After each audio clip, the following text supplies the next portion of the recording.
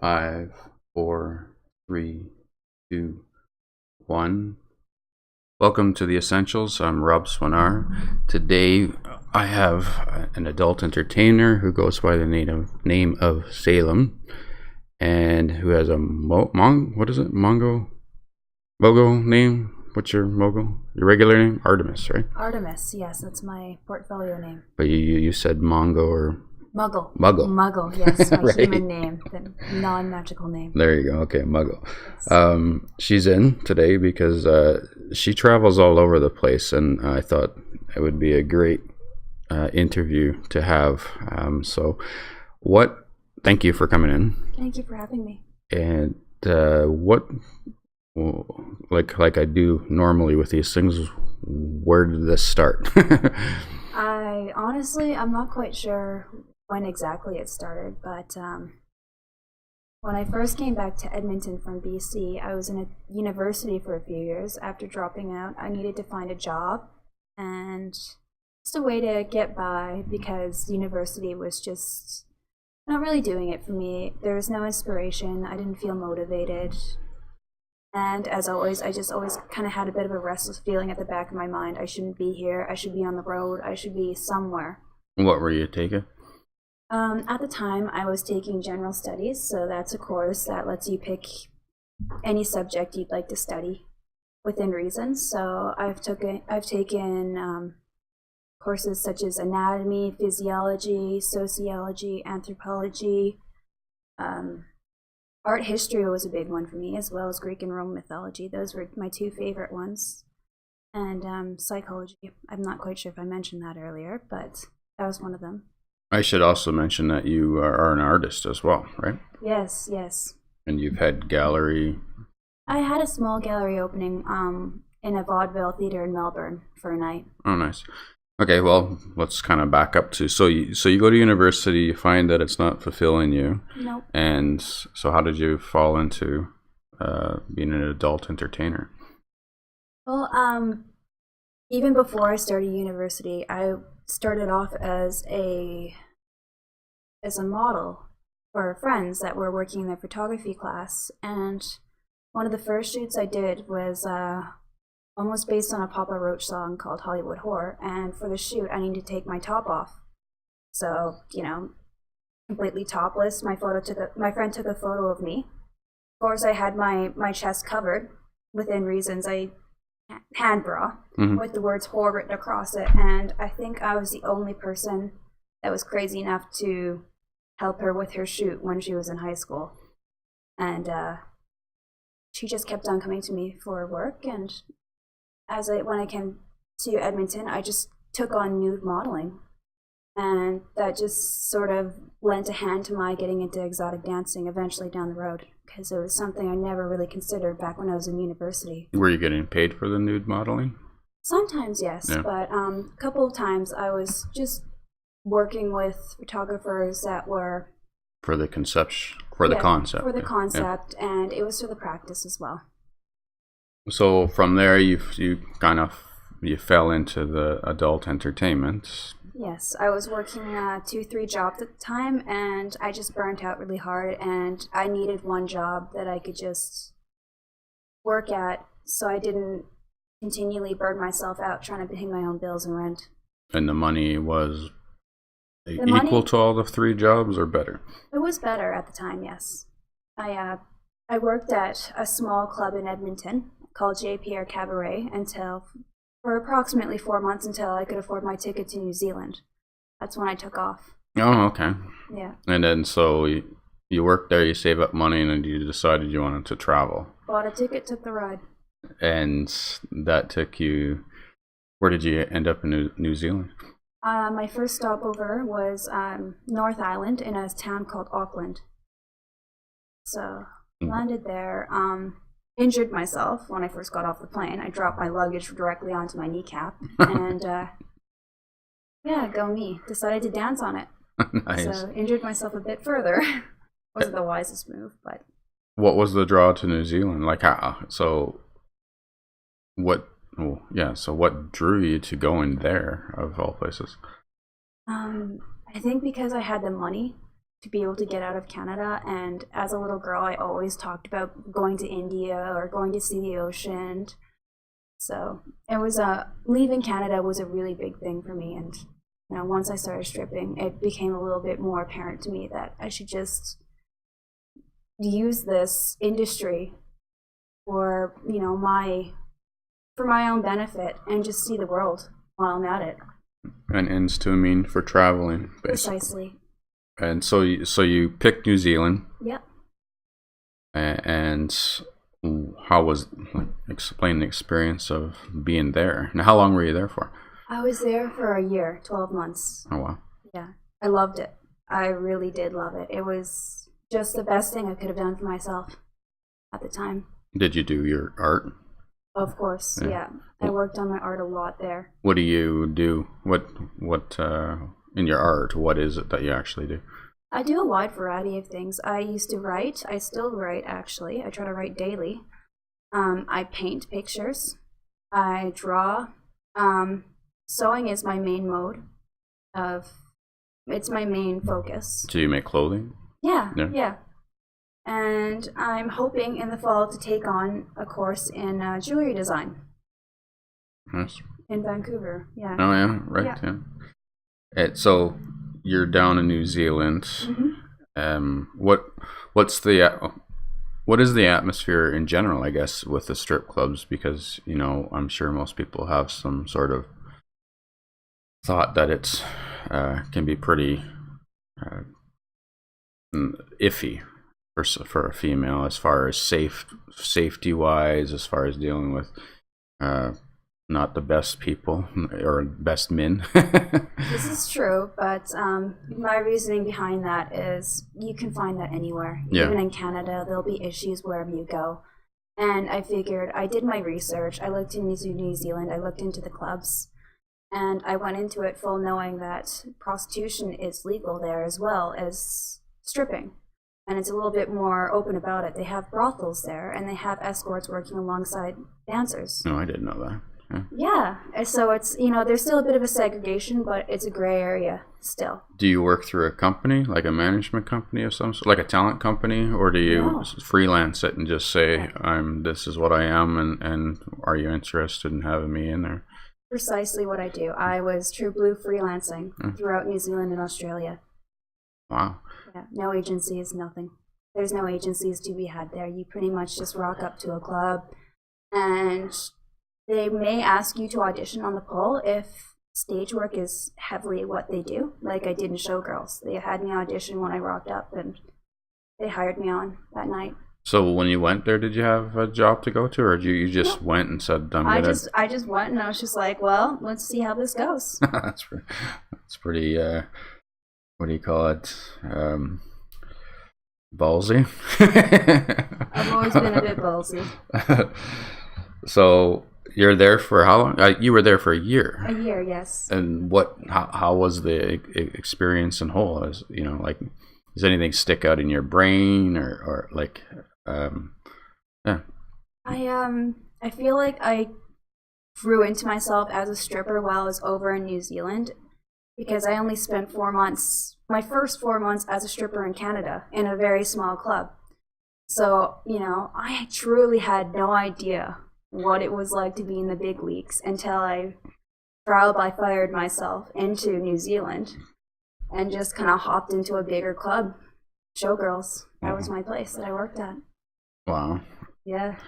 And did you find that was like for your personal life? Did you have balance between personal life and the work life? Like, I don't know how late you work, and or is it a routine of basically you work, and then you get days off, or? It was a little bit of both, honestly, because sometimes I let work take over my life completely. I'm quite the introvert when I'm not working, so I spend a lot of time by myself working on my art, planning concepts for shoots, arranging shoots. It's not like I go out on the weekends, if I do have a weekend off and party. Yeah. So sometimes it was hard to pull back from the work. And did you find that the community down there was, is it kind of the same difference, as far as the strip club community and I guess the photography community, 'cause it sounds like you were doing shoots. Yeah. Is it very similar to Canada's? Or is it different? The Kiwi/Canadian attitude is very similar. You know, New Zealand people are very welcoming. Canadian people are very welcoming. I love Kiwis. They're fantastic people. Just the whole culture, and they love their strippers. So every weekend, Showgirls was just busy, packed full of people. So, like, I don't know what the population is.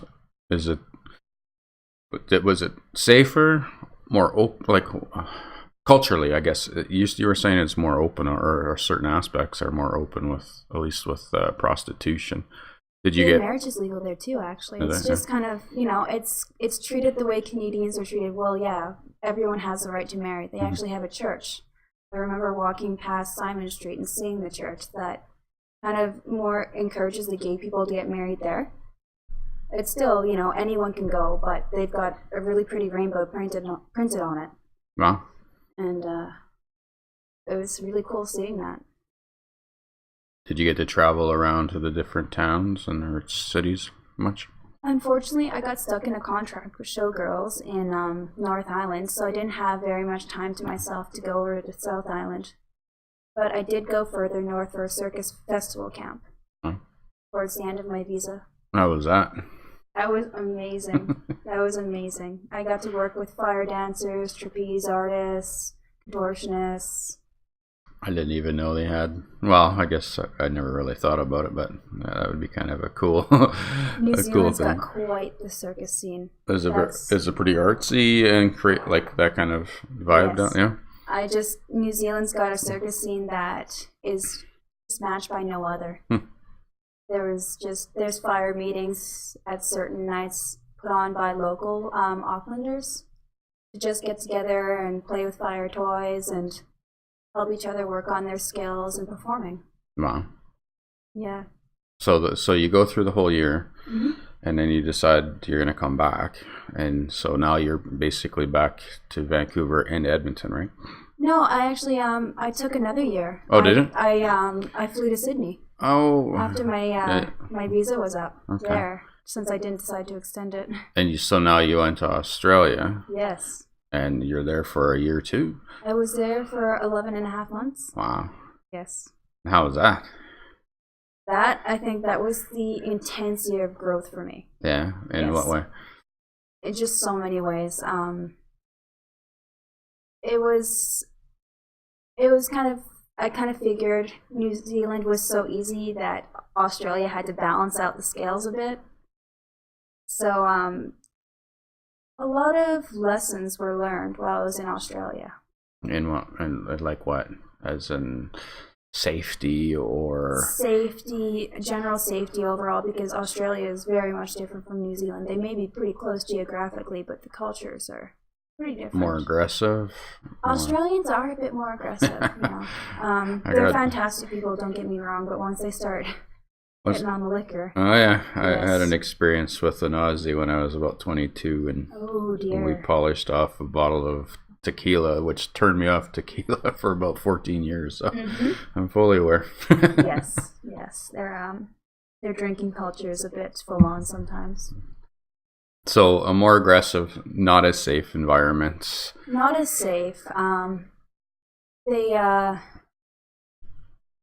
a little bit more disrespectful towards exotic dancers, I feel. Yeah. I did not make nearly as much money as I did in New Zealand there.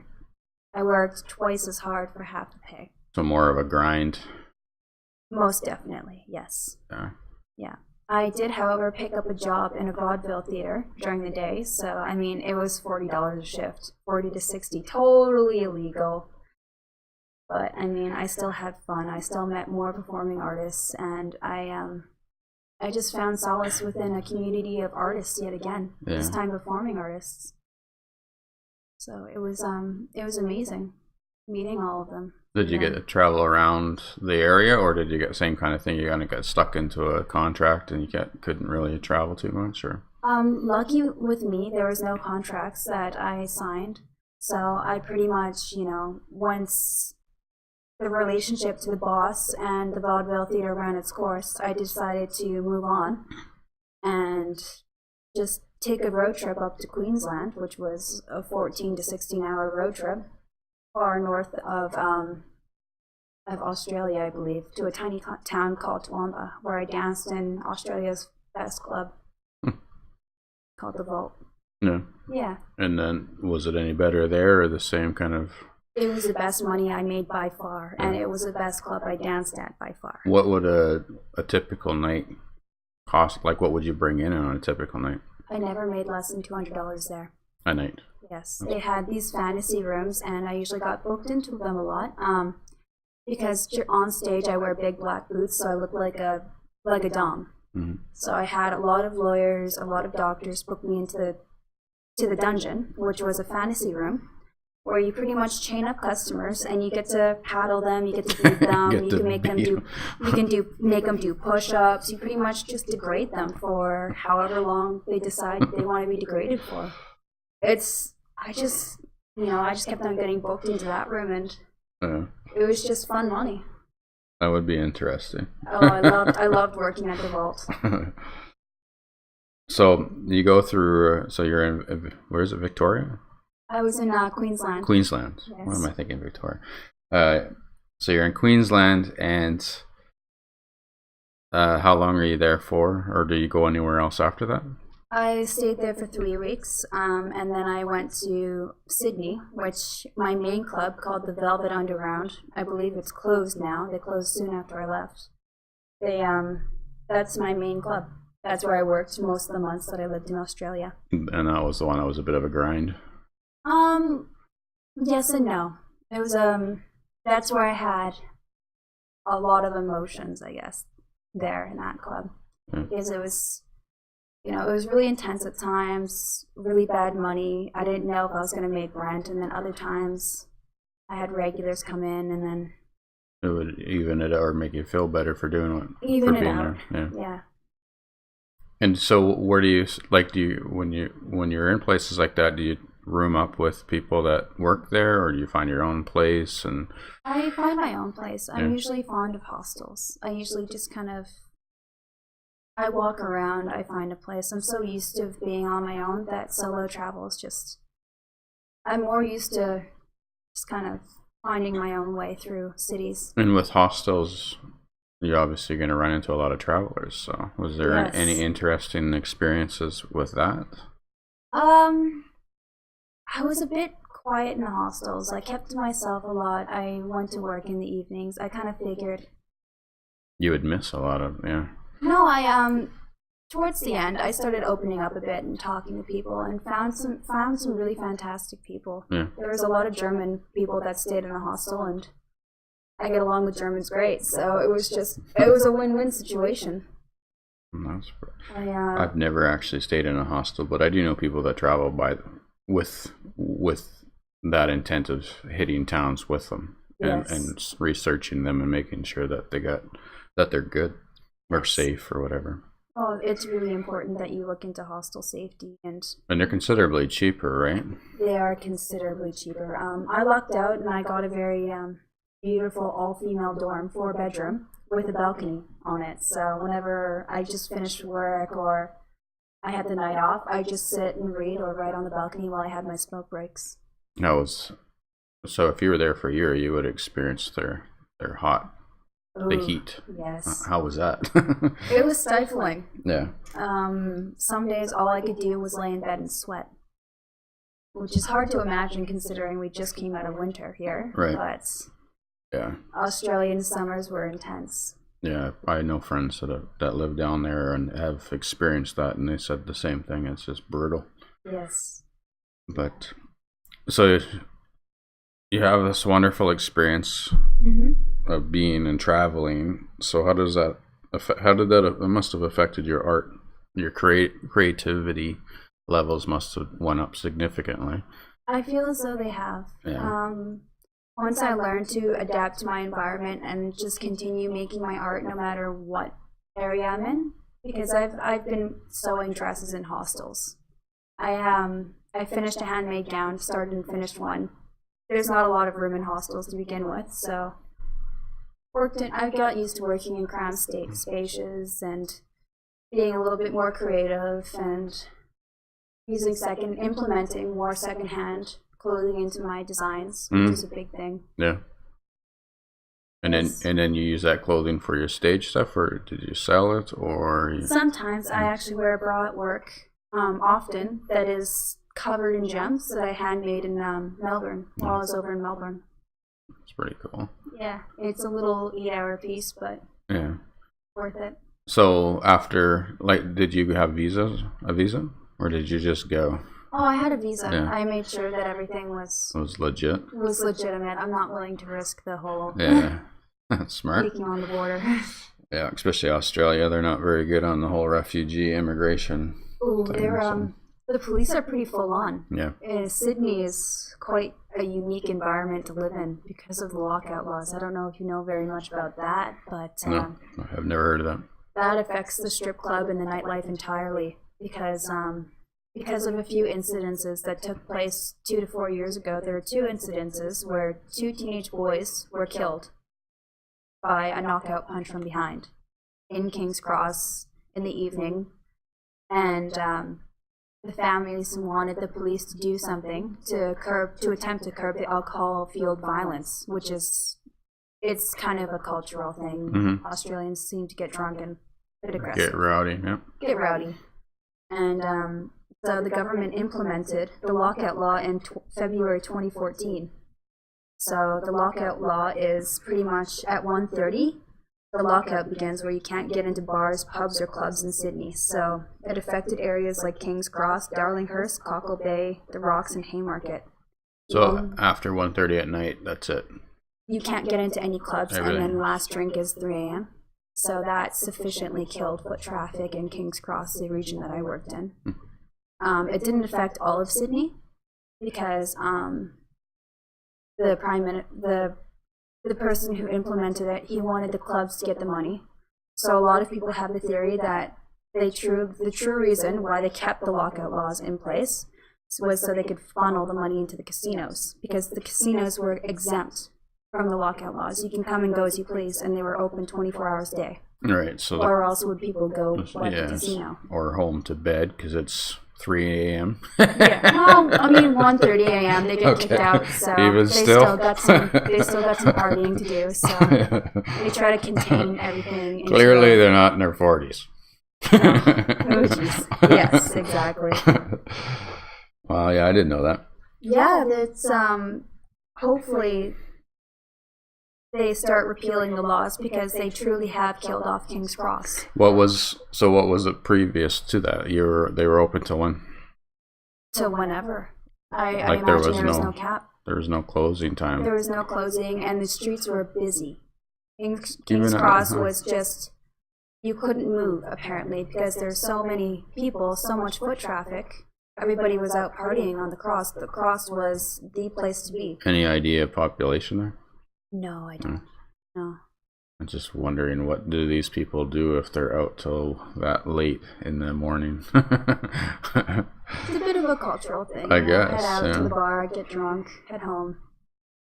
Especially with nightlife. There was quite the nightlife Sydney had. Now, is that all week long, or is that like Thursday to Sunday type of thing? When I got to King's Cross and started working there, the lockout laws had been in place for 1.5 to 2 years. So the foot traffic had gone down by at least 80%.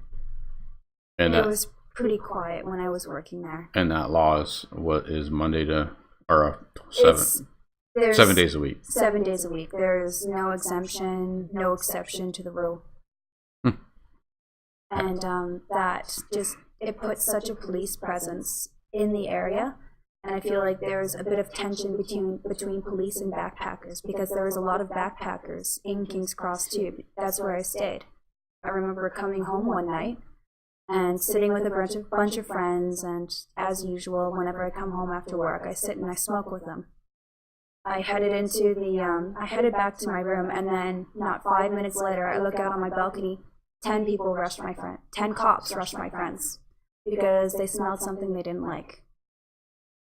So at 2 a.m., 3 in the morning, they decided to run through the hostels, chase down some kids, and they were just like, they were threatening to bring dogs, they were threatening to search every room for drugs. Why would they have an issue with backpackers? Because of the immigration refugee thing, or just what's the stigma of a backpacker the stigma of backpackers are seen as generally just there to have fun and party without any regard to the environment. Backpackers are starting to have a bit of a bad name. There was a ban implemented in a beach in Sydney in Christmas because a whole bunch of backpackers, that's who they're blaming it on, left a whole bunch of beer bottles behind. They didn't clean up the beach after themselves. People took photos, there was outrage, and then they were banned from drinking on the beach at all. Yeah. I keep saying immigrant and refugees because I did watch a program where they actually have an island where they keep them. Oh. And they have to do a clearance. I think it's the refugees that they actually put there. But it's they have them on an island. And some of the people have been there for 2-3 years, stuck on this island when they were trying to actually get to the mainland. But it's where they kind of hold up and go through all the screening process and that. So it wasn't a very favorable show, definitely. It didn't make Australia look very open and warm to foreigners, essentially. So I was just curious if there is any sort of connection between that and the backpackers and how they view them. But I would suppose Australia is quite the tourist. It is quite. It draws a lot of tourists, so I'm sure that element is probably more so what it's about, I guess. I believe so. I have never come across any refugees or anyone claiming of refugee status while I was in my hostel. It was, like I said, mostly Europeans, a couple Americans. Yeah. Far from refugees. They're just kind of there to work on the farm, party, have a good time. Yeah.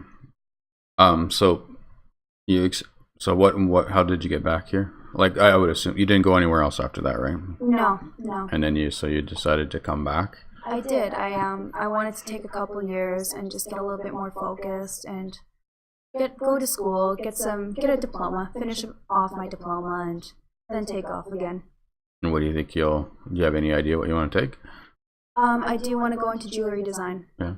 So work with my hands a bit more. Hopefully it'll have practical implementations when I graduate. Yeah. So now you are where you're here. You're in Edmonton and Vancouver. How are you operating that? I live in Vancouver right now, but I'm currently working in Edmonton until the 9th. And then I head back to Vancouver, and I'm pretty much just gonna. And you're at Chez Salom? Chez Pierre's Cabaret. I always have a hell of a time with that. It's good. Just think of it as Pierre's Place. It's French for Pierre's Place. Okay. And what's the history of that? I might as well give them a bit of a plug. I think so. It's quite the unique bar, strip club. I call it a strip club boutique because there's anywhere from 2 to 7 girls working there a night. Okay. And it's the smallest club I've ever worked in. So, it opened in 1970. It was family owned and operated for over 45 years. It was started by Pierre, and it didn't always begin as a strip club. It never was always just a strip club. Originally, it was a burlesque dance club. Pierre himself didn't bring in topless or bottomless dancing until the late 70s, when strippers were a little bit more accepted, I suppose. And then up until 2 years ago, they had no liquor. So Chez Pierre was run as, you couldn't drink there. Yeah. But there were stage shows and there were lap dances, and one of Chez Pierre's worst kept secrets was you could order special pops if you knew the right people. Right. So, you got pops with benefits. Right. If you were, if you were nice enough. Slipped a little extra $5 or $10 in there. Yeah. Money talks. Right. Money talks. So, the original owner, Pierre, was a boxer from Belgium who came to Canada in 1951, since we're on the immigration subject. Mm. Yeah. And Wait a minute. I thought all immigrants didn't do anything. Right? Right. He got a strip club that's been in his family for 3 generations. It's his grandson, Jesse Cochard, who runs it now. Sweet. That's a great, yeah. I've known the bloke for like 2.5 years, almost 3 years that I've been dancing. Yeah. Good guy. Yeah. It wasn't always located where it currently is. It was the first J. Pierre Cabaret was on Jasper Avenue above a Boston Pizza. So I think I don't quite know what area, but I've had customers tell me before they went to the old J. Pierre's, and I had no idea until Jesse told me last night and he confirmed that it wasn't always in the building that it's in. No? Yeah. So Yeah, right now it's on 105th and just north of 100th Avenue, right? Yeah, it's 105th Street, 100th Avenue, just north of it. Or do you actually have the address? I don't have the address, but it is. It's on 105th Street. Yeah. Yeah, just down the road from Jasper. Yeah. Just off Jasper. And the hilarious thing is it's right across the street from a church. Yeah. So you can imagine how well that went down. Yeah, I could imagine. So there was, in the 80s, there was a lot of protests against the club. I'm guessing the church was a big instigator of those protests. The protesters threatened to nail the door shut. And I'm not quite sure if this is accurate or not, but I believe Pierre just threw a party outside of the club. He was just like, well, screw it. We'll just have a party out here if you're going to lock up the doors. It was something I heard. I'm not quite sure if that's accurate at all or not, but I imagine that's probably what happened. The city council meetings would have been fun. Oh, I think the Seats would have loved it. They would have loved it. But, after all this time and all the struggle, it still stands. And it's been in the running. It's been in the family for, 3 generations. It used to be run by an uncle who passed, and the building is actually haunted by his ghost. Oh, yeah? Yeah. It's, like I said, there's an interesting energy in the building. Yeah. So sometimes I see like things out of the corner of my eye, or nothing malicious by anything, but it's an old building. So. Oh, that's pretty cool. Yeah. So you're there until April 9th. Yes. Then you're back in Vancouver. Yeah. You because you have your art and everything, maybe we should just give a plug where if somebody wants to get a hold of you and view your art or view your photography work or anything to that regards, where can they get a hold of you? Well, I've got my public portfolio under the name Artemis Ravenna, and then my artwork is under the name Patchwork Stitchcraft. Okay. You can find them both on Facebook. I don't have Instagram. I don't have Twitter. I don't have any social media apart from my email address and Facebook. It's the easiest way to get a hold of me. I will post the links like I normally do with these things on YouTube and SoundCloud, so that if anybody wants to check her out and say hi or buy something that she has, then by all means do that. And I'm glad you came in. This pretty interesting conversation. One day in the future, we'll definitely have you back. I hope so. Thank you. So the next podcast that you're going to probably hear is going to be the one on business planning that I've been meaning to do for Business Owner's Guide to Personal Bankruptcy. And I will try to get that out within the next day or two. But thanks for listening, and we'll talk to you soon.